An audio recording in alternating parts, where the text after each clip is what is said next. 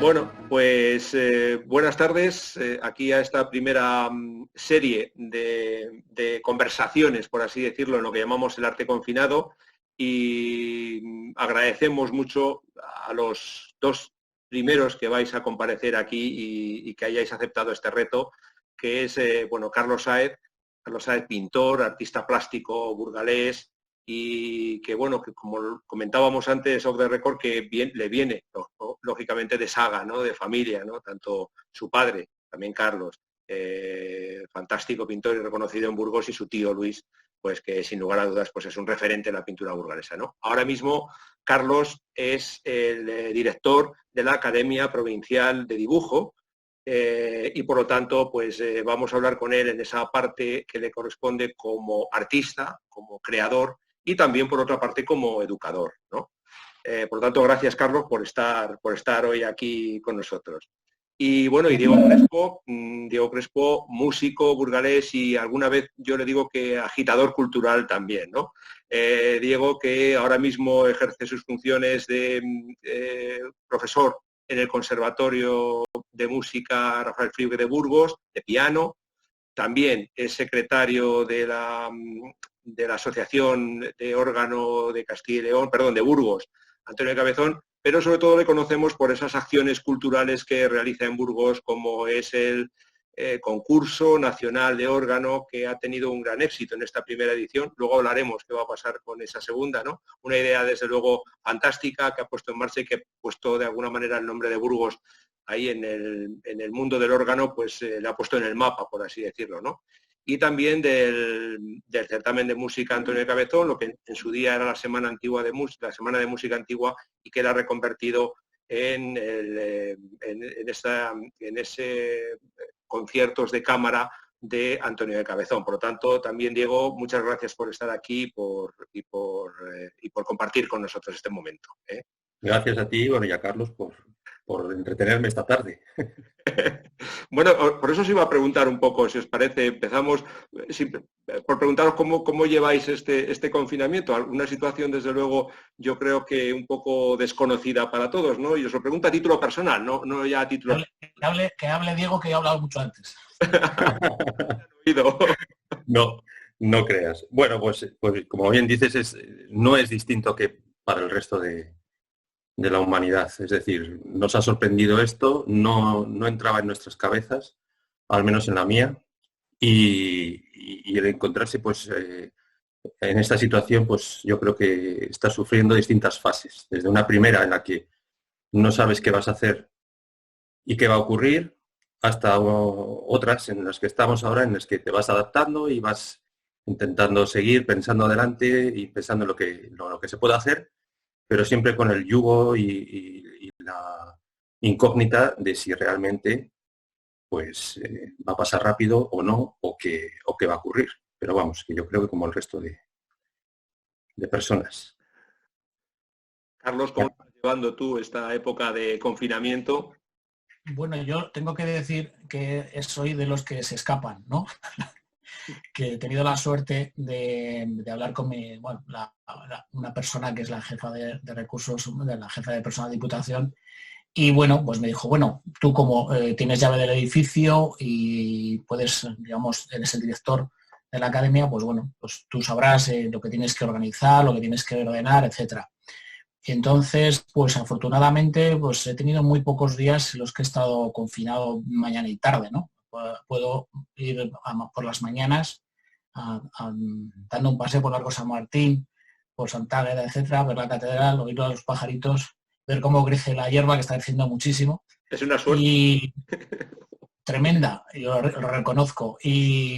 Bueno, me meto en la academia y como no hay ningún compañero más ahí, más que yo solo, pues cierro el edificio, me pongo música, que es una cosa que me encanta, y ahí estoy ahora, ¿no? Estoy ordenando muchas cosas, sobre todo hay una cuestión que me hace mucha ilusión, que recibimos hace un año un legado de una persona muy conocida en Burgos, que estuvo durante unos años, que era Alberto Bartolomé Arraiza, que falleció hace un año y medio o 2 años, que fue pues una persona que fue jefe de Cultura de Diputación, fue el director del Museo de Artes Decorativas de Madrid. Y bueno, pues cuando unos días antes de morir, pues hizo una donación muy generosa de libros y de manuales artísticos, de decoración, etcétera. Entonces, bueno, pues he tenido la suerte, me comentaron que si podía hacer una selección. Entonces yo dije, bueno, pues ya que estamos aquí, tenemos un fondo de monografías de artistas, digo, vamos a hacer una biblioteca de artes y diseño, porque era el hombre también que tenía muchos libros y muchas cosas de diseño. Y la verdad es que, bueno, pues hemos montado una biblioteca en muy pocos meses, está casi todo ya catalogado. Y bueno, pues ahí estoy yo pues seleccionando alguna cosa más que nos queda y bueno, y como me encanta también el mundo de los libros, pues bueno, pues ahí estoy chafardeando y muchos libros que no conocía y que, bueno, cosas sobre artes antiguas y bueno, de tipos de decoración, etcétera, ¿no? Pero bueno, ha sido una ventaja, ¿no? Y esa sensación de ver la ciudad vacía cuando vas por las mañanas, ¿es una sensación extraña o no? No sé, tiene un punto muy hermoso también, ¿no? O sea, al principio, como decía Diego, joder, la verdad es que hay que decirlo claramente, uno se acojona un poco, pues dices, bueno, madre mía, ¿qué pasa, no? Pero luego, pues vas, hombre, es verdad que a lo largo de estas semanas, pues uno va leyendo.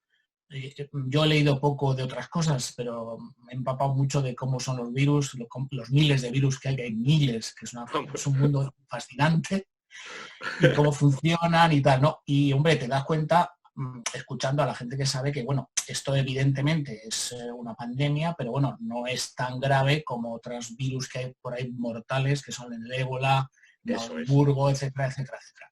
Entonces, bueno, sabemos que, bueno, pues esto tendrá que pasar, va a ocurrir muchas cosas. Pero bueno, yo en mi caso he sido afortunado en que, pues, bueno, me puedo escapar un ratito, y vuelvo también por otra vía, a la hora de comer, y ya pues por las tardes me quedo en casa, ¿no? Bueno. O sea que mi confinamiento es relativo, ¿no?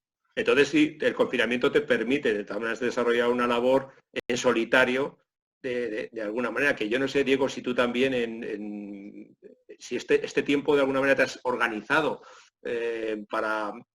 Tú, claro, evidentemente tienes el instrumento en casa, te estamos viendo el clave detrás de ti y puedes, de alguna manera, pues seguir trabajando en esa faceta de músico, no en la de enseñante, que luego hablaremos, pero sí en la de músico. Supongo que, no sé si te has organizado el tiempo o... Sí, vamos, yo creo que si no te lo organizas, al final lo acabas perdiendo, porque aunque a priori parece que el día es muy largo, yo me voy a la cama todos los días pensando, digo, pues hay un montón de cosas que no he hecho y que tenía pendientes de hacer, y que al día siguiente vuelves a intentar y que tampoco surgen. Pero sí es cierto que yo, bueno, todos los artistas, tanto los plásticos como los músicos, tenemos esa gran suerte de que nos podemos refugiar en nuestra tarea más querida. Y en el caso de un músico, pues el tocar un instrumento, el estudiar, el prepararse de cara al futuro, no en este futuro cercano, porque si nos pensamos en este futuro próximo, posiblemente caigamos en depresión, pero sí que en pensar a largo plazo y sobre todo en la formación y el disfrutar. Entonces, bueno, yo desde luego que si agradezco algo a este confinamiento es el tiempo que me está dando también para preparar nuevas obras, afrontar nuevos retos, nuevas obras musicales que siempre estaban ahí en el tintero, que estabas deseando abordar, pero que no encontrabas el momento. Y ahora pues otra cosa no, pero momentos hay.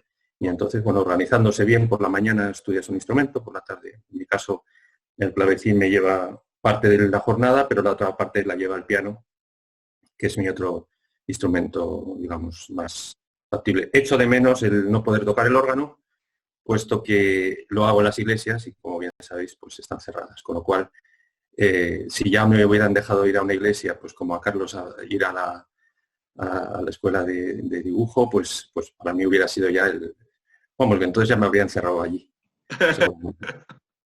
Oye, y porque tú sigues, evidentemente, practicando en el clave, en el piano, Carlos está preparando esa biblioteca o ese legado, de alguna manera, ordenándolo y teniéndolo dispuesto para que se disfrute, ¿no? Pero claro, la pregunta surge es el post-COVID, o sea, ¿qué va a ocurrir después de esto? Es decir, ha habido noticias o vienen noticias de que no vamos a poder estar mucha gente junta durante muchos meses. Pues claro, a la hora de un concertista como eres tú, Diego, y de organizador de conciertos, precisamente ese futuro no parece que esté de momento, por lo menos, muy despejado, ¿no?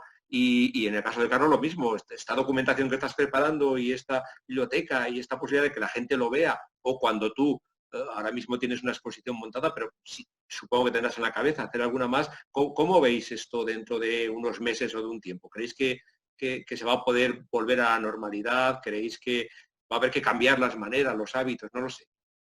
¿Cómo lo veis? Carlos. Pues no lo sé. Yo creo que lo que estamos haciendo todos, que lo que está haciendo la gente que, bueno, en España somos, y en Italia también, ¿eh? Yo creo que la gente es muy espabilada para resolver conflictos rápidamente, ¿no? Perdón.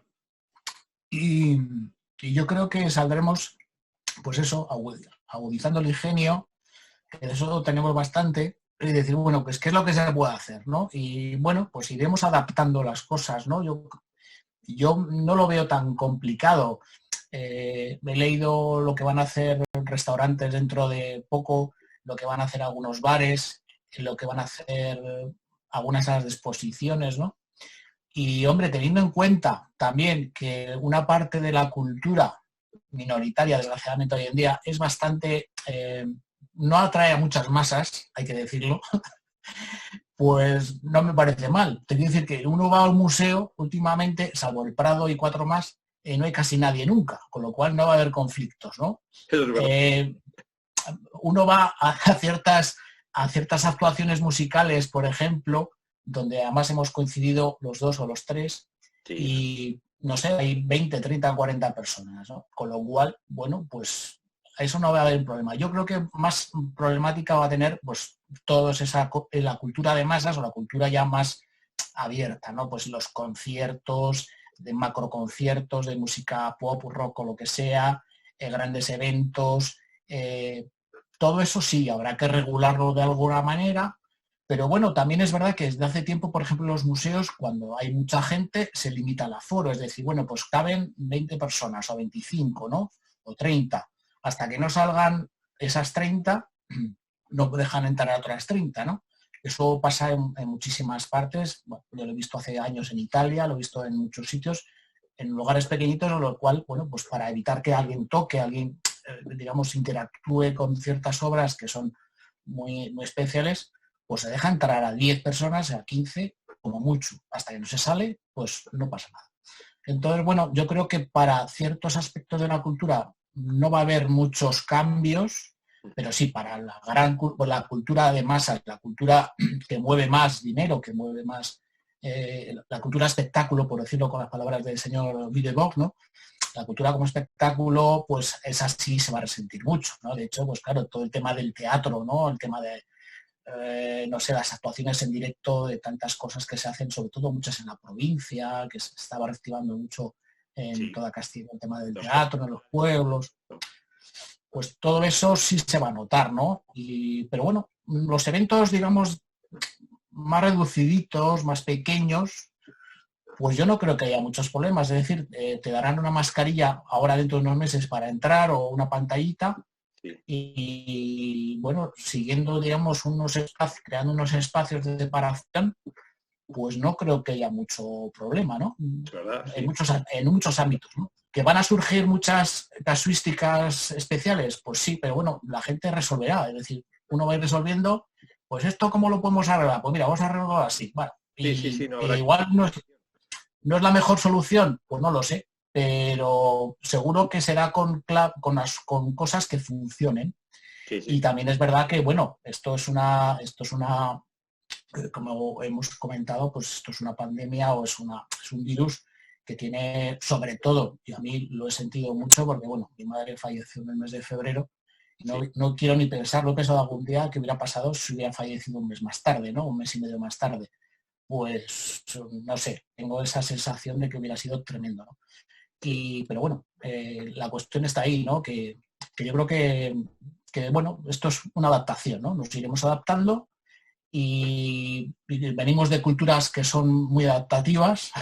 Sí, eso es cierto. También hay que reconocer que la cultura en España, lo digo claramente, lo digo muchas veces, lo he dicho a Fernando, y lo digo en cualquier parte, la cultura en España desde hace muchos años no está valorada, ni por asomo, ¿no? Entonces hay que pagarla, yo siempre lo digo, que la cultura hay que pagarla, más o menos pero hay que pagarla, y ahora mismo, pues claro, la gente se ha acostumbrado a pagar muy poco por los contenidos de Netflix o los contenidos de no sé qué, Sí. muchas actuaciones gratis, Sí, que sí. cuelga mucha gente con buena voluntad, pero bueno, lo que hay que asumir es que en España pues tenemos que darnos cuenta de que la cultura es importante, y que hay que pagarla. Entonces, bueno, Claro, los matices de ir a un sitio con una mascarilla o separándoos pues bueno, yo ya lo digo, que en muchos sitios que he estado desde hace ya tiempo, pues no hay aglomeraciones, ¿no? Pues lo bueno, que recordabas de los museos, digo que va a descansar la Gioconda. Yo creo que por fin la mujer va a poder tener una sonrisa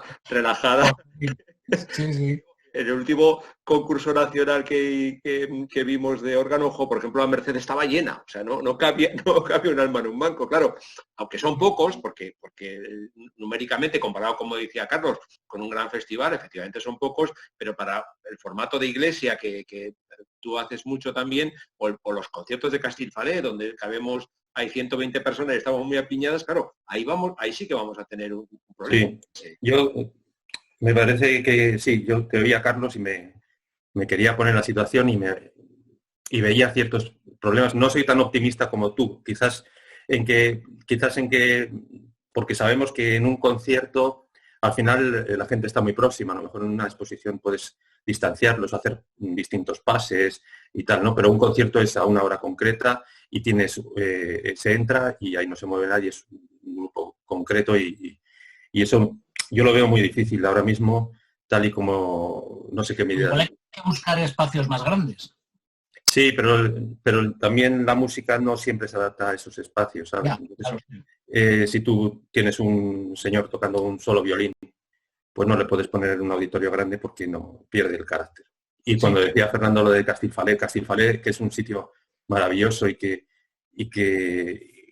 además te encargaste tú de sacarlo adelante, Fernando, impulsando que se hicieran conciertos y actividades culturales desde hace ya unos años, pues ahí ya sabes que una de las gracias que tiene ese espacio es precisamente la proximidad que tiene el público al intérprete y el público entre sí. Entonces, claro, ahí, por ejemplo, pues yo veo que ya sería un problema grave en un sitio en el que caben 130 personas. Si tienes que limitar el aforo para que se te queden en 60, pues ya queda inutilizado prácticamente en este año que viene. En otros sitios, pues es distinto. En una catedral, pues la catedral es mucho más amplia, o la iglesia de la Merced, por ejemplo, como decías, que es una iglesia que tiene un aforo de 700 personas sentadas, que son muchas para una iglesia, ¿no? Y ahí sí que puedes limitar, pero bueno, siempre te vas a quedar con menos gente o con otros problemas, el miedo que puede... A mí también me da un poco de cosa que la gente coja miedo a ir a un concierto, o ir a una exposición, o ir a cualquier acto cultural, por el hecho de tener que estar próximo o tener contacto con alguien o con algo que ha tocado esa otra persona, y es muy difícil de controlar. Yo siempre, pues eso, como tú dices, Carlos, somos personas que estamos acostumbrados a salir adelante pese a todo y buscaremos soluciones, pero vamos, de vez en cuando te viene ese lado oscuro, bicho, ¿no? ese bicho malo que te asusta un poco y siempre hace mella. Yo pensaba, más a lo de lo que decía Diego, por ejemplo, los que nos gusta ir a escuchar a La Hostil, a Valladolid, ¿no? Claro, en el escenario hay 130 músicos a veces, o 120 músicos, ¿no?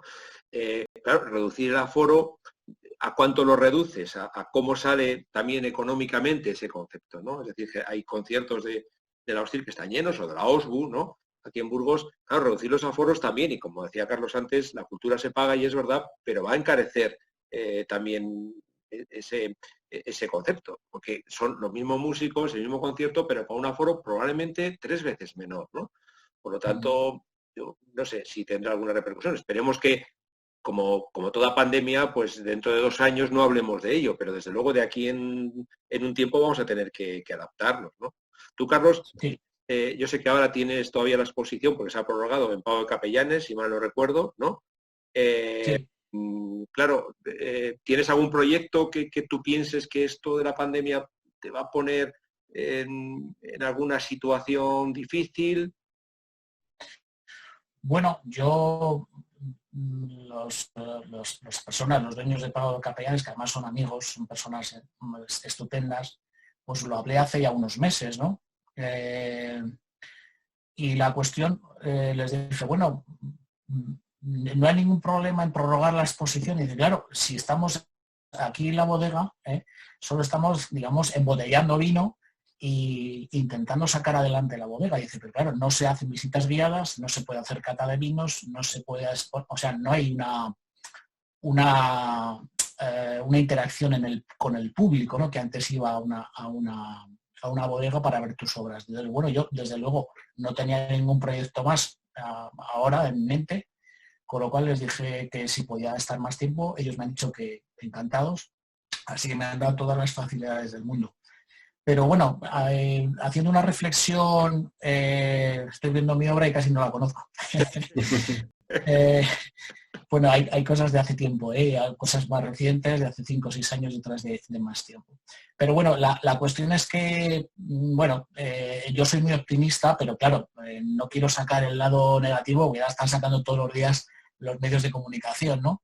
Que es, bueno, que lo que va a pasar con las galerías de arte, las pocas que quedan en España, por ejemplo, cómo van a sobrevivir, cómo van a vivir muchos pintores, muchos escultores, etcétera, sobre todo los artistas plásticos me refiero, porque claro, muchos de ellos no van a poder exponer sus obras en condiciones, ¿no? Y bueno, pero bueno, también es verdad, como eso ya estaba bastante mal antes de, pues bueno, la impresión que tenemos todos es que sí que es verdad que va a tener que haber una ayuda del Estado, de las autonomías, etcétera, para ver si esto se reactiva. Pero yo quiero hacer una reflexión, ¿no? Lo que decía Diego, la gente no irá a un concierto. Vamos a ver, las facilidades que hay para ver conciertos de música son increíbles, ¿no? Hasta hace poco. Y la gente no tiene reparos en ir a un restaurante y gastarse 50 o 60 euros en comer, ¿no? Que a mí también me gusta mucho. Pero digo, joder, y no pagarán también 30, 40, 50 euros por ver, yo qué sé, a un músico, a una música, a un trío, a un cuarteto, etcétera, etcétera. No, hay mucha gente que dice, es que esto es muy caro.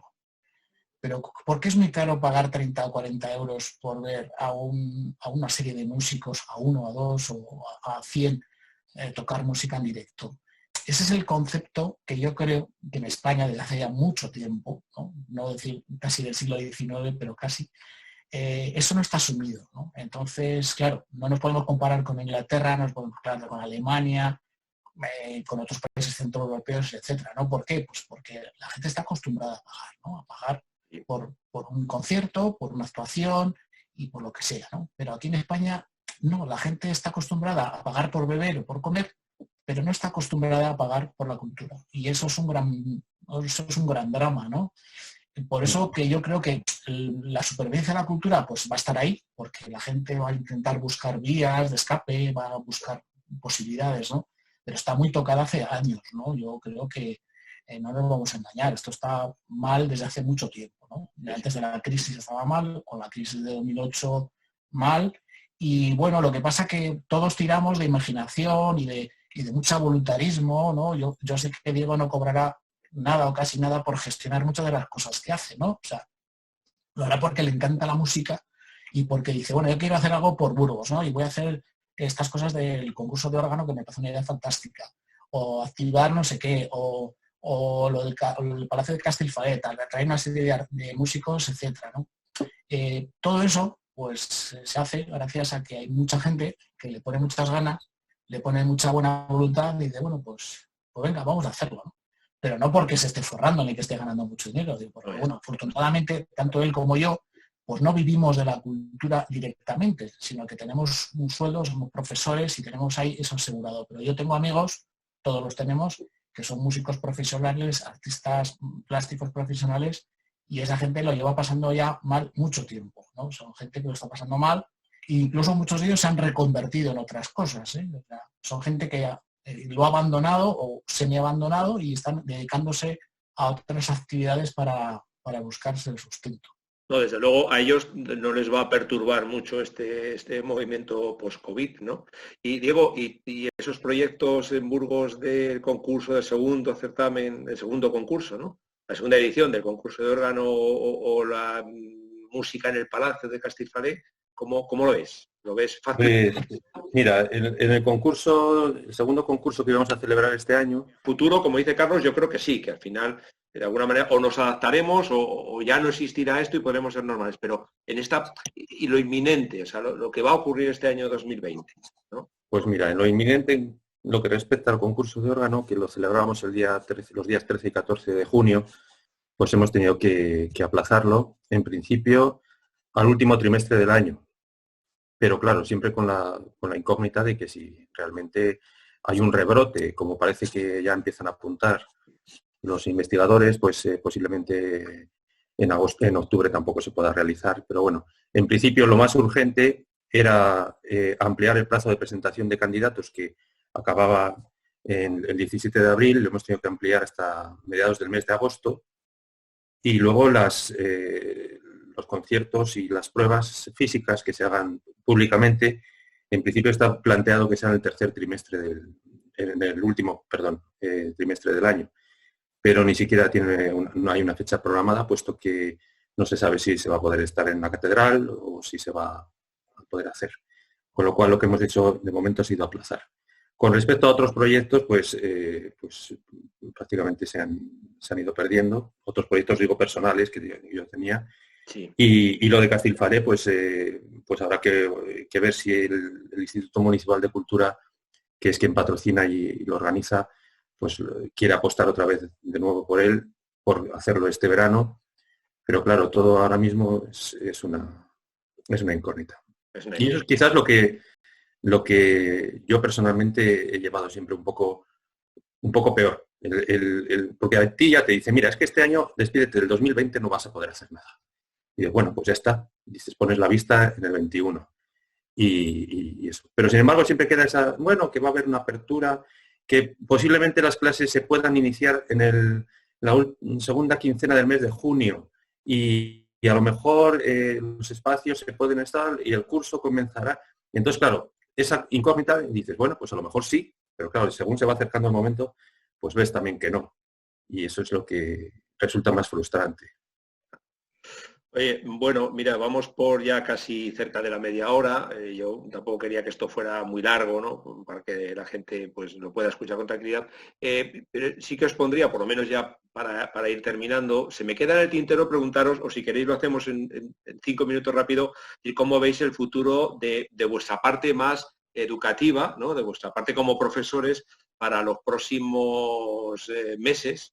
Y luego os pondré también otra pregunta. Así como una pincelada para no agotar mucho tiempo. Carlos, ¿cómo ves esas clases en la Academia de Dibujo? Sí, hay una parte de la Academia que era digital desde hace ya más o menos 9 años. Entonces, pues todo eso estaba ya, lo habíamos valorado hace tiempo, habíamos previsto si la cosa, pues hubiera pasado cualquier cuestión. Entonces, eso...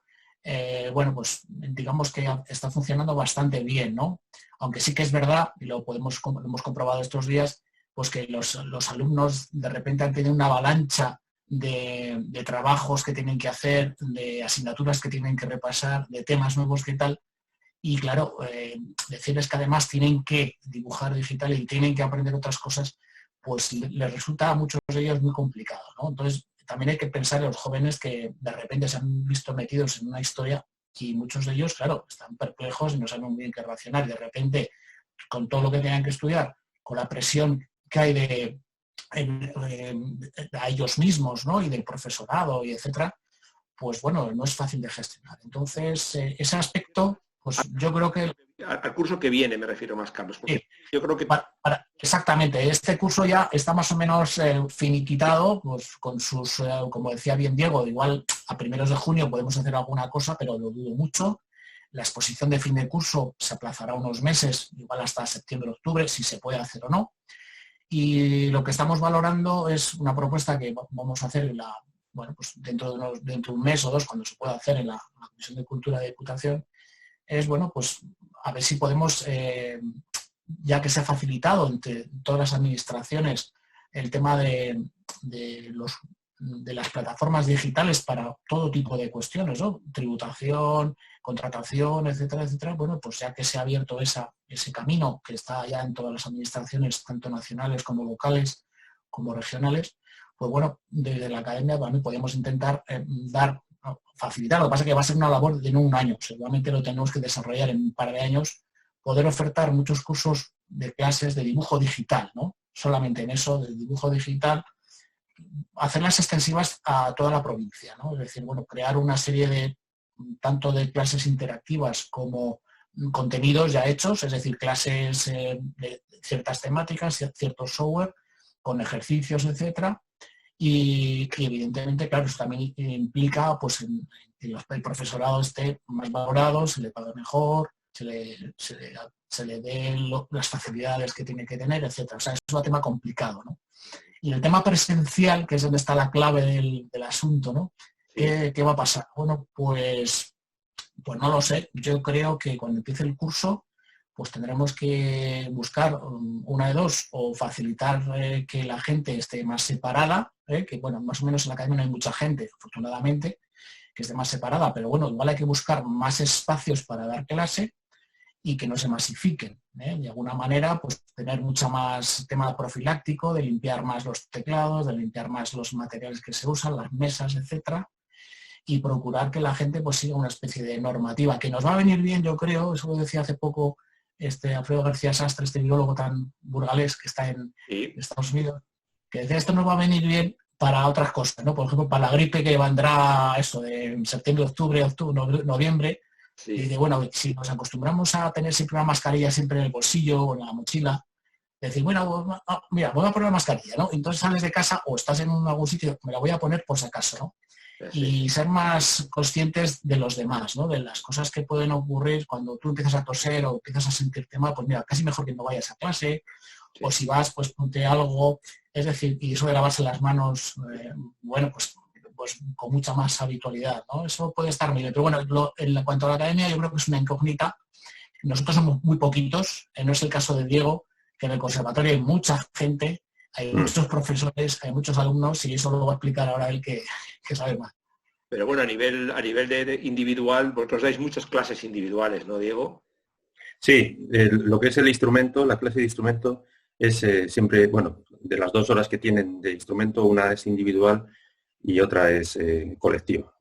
Depende de los cursos, pues a veces son 4 alumnos juntos, pero luego están las agrupaciones grandes, como es banda, como es orquesta, como son las clases también bueno, las clases colectivas de teóricas, de lenguaje musical, de armonía, que ahí se juntan pues 19, 17 chavales, que a priori no es mucho comparado con lo que tienen ellos en el aula de su instituto, que ahí son máxime estos últimos años de recortes, pues 33, 32 alumnos, más de 30 por aula, que antes era bastante difícil encontrarse esos números.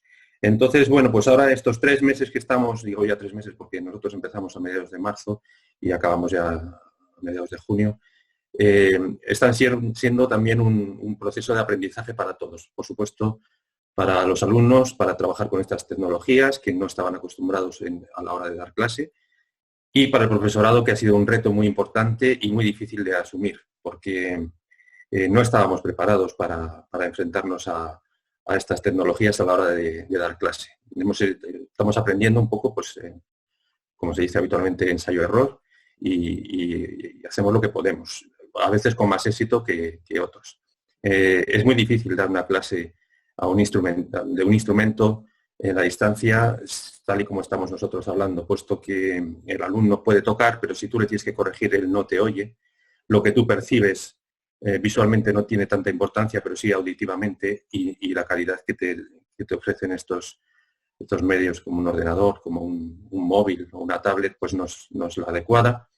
Y luego, si recurres a las grabaciones, pues sí, es cierto que los chavales se graban, te lo envían a veces por un canal de YouTube o lo que sea, que solamente tú puedes tener un acceso y puedes decirle cosas, corregir, pero te falta la cosa inmediata y próxima de poder decir, mira, no, aquí esto, utiliza esta digitación, algo visual que tiene que ver, que tiene que sentir. Entonces es complicado. ¿Qué va a ser complicado en el futuro? Pues también. Pero bueno, como ya llevamos 3 meses de aprendizaje, posiblemente ya no nos pille tan fuera de juego como nos pilló de repente cerrarnos las aulas el 12 de marzo. Era un reto entonces, yo creo, en ese... Sí, ahora ya tenemos... Hay una experiencia, se va mejorando. ¿Verdad, Diego? No, que tenemos esta experiencia y estamos mejorando ya, de tal manera que, bueno, pues tanto los alumnos que se ven a veces sobrecargados de trabajos en casa, puesto que cada profesor le manda su tarea a través de una plataforma. Unos utilizan las de educación, las que nos ofrece la Junta, otros utilizan Zoom o Skype, o otros el aula virtual. Cada uno utiliza una cosa y al final se encuentran con un volumen de trabajo muy grande, de las asignaturas, de lo que tienen en el colegio, en el instituto, con las tareas, una madre te escribe y son las 11 de la noche de un viernes y tú le escribes al alumno y es el sábado por la mañana. Es decir, que al final se pierde un poco la noción del tiempo y lo que debemos de respetar también como una clase o la vida privada. Como os decía, bueno, yo creo que es un reto que por un lado pues generará dudas, pero por otro lado también esto hace avanzar siempre a las sociedades, ¿no? Los grandes retos y son los que han hecho pues que salgamos adelante y que nos adaptemos de esta manera a las sociedades, ¿no? A los momentos en que nos vienen. Y sin lugar a dudas, yo creo que puede ser ilusionante y puede ser, como decía Carlos antes, el momento de abrir esas ventanas que parece que se iban abriendo las del mundo digital muy poquito a poco y muchas veces en la administración y de repente pues ahora no haya más remedio que airearlas y que entre un vendaval de aire fresco, ¿no? Sin lugar a dudas. Y ya, oye, para terminar, os proponía dos propuestas. Si me podéis plantear algo que en el caso de la pintura, como es el caso de Carlos, o en el caso de la música, como es el caso de Diego, que tenga que ver algo con la confinación, con estar confinados. Es decir, ¿qué obra artística o qué obras o qué grupo o qué autor, Carlos, nos destacarías o le relacionarías con un arte confinado? Bueno, hay mucha historiografía sobre artistas, ¿no? Básicamente, lo que es el tema de los artistas, una gran mayoría pues están acostumbrados a la soledad, ¿no? ¿Para qué nos vamos a engañar? Entonces, yo pues he tenido la fortuna de conocer a muchos artistas plásticos que eran personas que tenían un sentido tremendamente egoísta de su silencio, ¿no? Y de lo poco que querían manifestarse, ¿no? Y recuerdo una anécdota, pues por una, ¿no? Porque podríamos hablar de algún artista muy especial, pero hay una que me gusta mucho contar, y es que Pepe Hernández, José Hernández, que era un grandísimo dibujante, grabador estupendo, sí. Que era amigo de Luis Sáez y que falleció no hace mucho, sí. Pues tuve la suerte de conocerlo una vez y tenía una casita en un pueblo, ¿no? Yo creo que estaba por la zona de la Sierra, no sé si estaba por Palacios de la Sierra, por ahí, es un antiguo molino, ¿no? Y yo no he conocido a nadie más que quisiera su privacidad tanto como Hernández. Es decir, era una persona que le costaba muchísimo comunicarse con el mundo. Y recuerdo que pues en un curso que hubo en Madrid, pues me apunté y digo, hombre, da la casualidad de que va a hablar José Hernández, como dije, ¿qué va a decir, no? Y recuerdo muchísimo, cuando se hizo la presentación, pues estábamos ahí mucha gente y tal, y él le dice el presentador, le dice, bueno, pues le cedo la palabra a José Hernández, que nos va a hablar de la pintura, y bueno, de su forma de dibujar y su arte, ¿no? y iba todo de negro, ¿no? Era un hombre súper, o sea, sí, era súper seco, era un tipo muy peculiar, de negro, con una barba negra, el pelo negro, y dijo así en el curso, dice, yo no tengo nada que decir, lo dice todo mi dibujo. Y no dijo más. Entonces estuvimos esperando 20 y tantos minutos a que dijera algo más y no dijo nada más. Entonces ya cuando pasaron, dice, bueno, miró así el reloj, hizo así un gesto, diciendo tal, se levantó y se marchó. Y luego lo comenté con un amigo mío y me dijo, mira, José Hernández es una de las personas que puede estar 3 meses en su pueblo, o sea, en el molino de su casa, y no va ni a por el pan. Es decir, su mujer o su compañera en su momento hacía todo. Entonces él no hacía nada más que estar ahí todo el día, echar un paseo por las tardes, y era una persona súper estricta en ese aspecto, ¿no? Y yo sé que hay muchos músicos, muchos artistas, que yo también lo reconozco, ¿no? Que valoran mucho eso, ¿no? O sea, esa capacidad de concentración que da el aislamiento. Es decir, no puedo estar con nadie más que yo aquí mismo en mi espacio para trabajar, ¿no? Y yo reconozco que ha habido momentos en mi vida que lo he necesitado y lo he querido así. Pero yo soy una persona, como bien sabe Fernando, que a mí yo puedo estar una temporada muy larga sin ver nada de arte, pero lo que no puedo es pasar un día sin escuchar música. Eso es. Lo has dicho. Entonces, esa es mi clave, ¿no? Es decir, yo tengo que poner música todos los días de mi vida. O sea, puedo canturrear, puedo silbar, pongo música en mi iPod, en casa tengo varios equipos, en el coche, en todas partes, cuando voy a trabajar. Entonces, para mí la música es mi acompañante, ¿no? Yo digo que la música es la que te ayuda a vivir en muchos aspectos, ¿no? Todo tipo de música. Hay muchas músicas, salvo algún reggaetón y alguna cosa que no me acaba de convencer mucho, pero hay músicas maravillosas, ¿no? Y desde músicas de los pigmeos Aka, que están canturreando por las mañanas, haciendo cosas, y los músicos del Amazonas, hasta cualquier cuarteto o trío maravilloso, e incluso, pues, yo qué sé, pues, cosas maravillosas que he visto, por ejemplo, en Castilfalé, ¿no? Estos últimos años que hemos ido a escuchar a artistas estupendos y sorprendentes, ¿no? Porque, bueno, pues, a mí la música me fascina y, bueno, yo cada vez que oigo a mi hija tocar se me cae la baba, ¿no? Y yo daría mi brazo izquierdo, que no lo uso mucho, por saber un poquito de lo que sabe mi hija o de lo que sabe Diego, ¿no? De estructura musical, de comprender la música, ¿no? Porque yo puedo comprender cómo está construido un cuadro, cómo se construye una escultura, más o menos, ¿no? Pero a mí se me escapa, no tengo conocimientos suficientes para la música. Pero bueno, yo la disfruto todos los días, pero también disfruto del silencio, ¿eh? También lo reconozco, que no siempre es bueno estar escuchando música, sino que hay momentos en que el silencio viene muy bien, ¿no? Y sobre eso hay muchas cosas escritas, y los artistas de todo tipo, yo creo, que saben sobre todo la parte muy Perdemos un poco. Muchas gracias. Carlos, te perdemos un poco el sonido. Hola. Sí, que te oímos mal. Que recordaba aquella vez que nos invitaste a escuchar a Wynton Marsalis, ni más ni menos, en el Festival de Jazz Victoria, si mal no recuerdo, y lo recordamos tanto Esther como yo con mucho cariño aquel momento. Diego, cuéntanos la música que hay con el confinamiento. Pues mira, a Carlos le perdemos un poco. Sí. Diego. Bueno, te cuento un poco lo que ahora me apetece a mí en este momento, ¿no? Porque, bueno, por un lado, cuando preguntabas qué artistas y tal, bueno, pues mira, ha dicho Carlos que los artistas ya de por sí tienen tendencia a la soledad, pero unas veces es una soledad impuesta también por su cosa, digamos, características fisiológicas, como por ejemplo en el caso de Beethoven con su sordera, que ya comentábamos esta mañana, pues que eso lógicamente le aisló. Entonces, bueno, músicos, por así decir, aislados o en confinamiento, posiblemente haya miles.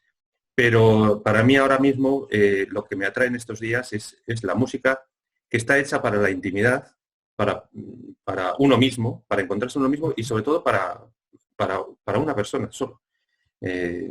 Habitualmente, bueno, pues el piano es un instrumento solista en el que él solo no necesita de otros músicos para hacer para sentirse a gusto, ¿no? Pero hay otros instrumentos que siempre están acostumbrados a hacer música de cámara, por ejemplo, una flauta, el violín no tanto, pero otros instrumentos, ¿no? Y claro, cuando se encuentran compositores que dedican gran parte de la obra suya a estos instrumentos a solo, pues también me parece interesante en esta época de confinamiento. Yo particularmente me encuentro muy a gusto siempre con el músico más importante del barroco, que fue Juan Sebastián Bach. Y por otro lado también me encuentro muy a gusto con nuestro Antonio de Cabezón, organista burgalés, pero también al ser ciego me ha traído siempre esa vida que tuvo él, y a pesar de su soledad, pues él como supo siempre integrarse dentro de la corte y dentro de la música de la época hasta ser reconocido como uno de los grandes intérpretes. Por eso, en estos días me apetece especialmente siempre encontrarme con música de estos compositores, tanto de Bach como de Cabezón o de Beethoven, que además este año se celebraba el centenario, y que a causa de este COVID-19, pues parece que va a haber mermada la importancia que tenía musical. Diego, ¿te atreverías a acabar tocando el clave para finalizar esta reunión de A3? ¿O es una sí. Que te veo ahora, ahí? así podréis apreciar lo que os decía antes del sonido, cómo se pierde y la calidad, cómo se aprecia a través de un medio, en este caso un ordenador, que vais a ver que, pues que si ya de por sí el clave tiene un timbre que no es muy fácil de escuchar a veces, pues a través de un aparato. Pero bueno, yo lo intento y a ver si os gusta. Cuestión de no es un estudio de grabación, no son buenos altavoces, es un portátil, pero nos ha portátil y ya está. Puesto el clave ese ahí de fondo, que nos ha estado llamando todo el rato.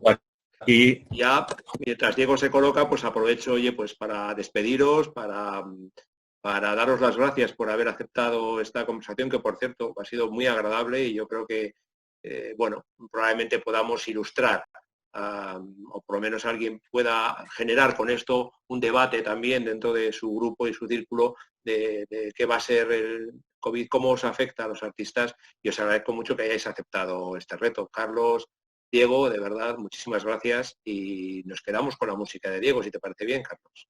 Gracias a los dos. Esto os iba a decir que muchísimas gracias, y os pido con una alemanda, es una danza de carácter tranquilo de Juan Sebastián Bach, de la partita número 1 de Bach.